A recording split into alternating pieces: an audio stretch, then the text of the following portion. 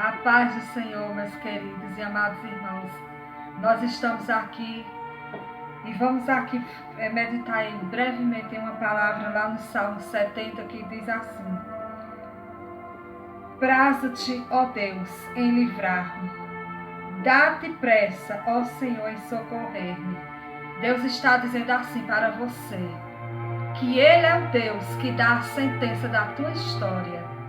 E aqui o salmista Davi, ele estava dizendo, falando assim: Senhor, apressa em livrar-me.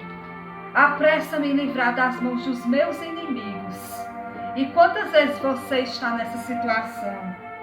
E ele dizia mais assim: sejam envergonhados, sejam confundidos aqueles que zombam de mim, que me cobrem de vergonha, que voltem as costas para trás aqueles que dizem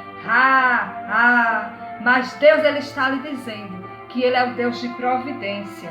Assim como Davi fez esta oração ao Senhor e Deus o ouviu, Deus está dizendo para ti nesta hora, Ele está ouvindo a tua oração e Ele tem pressa em cumprir as palavras na tua vida, as promessas que Ele tem te feito.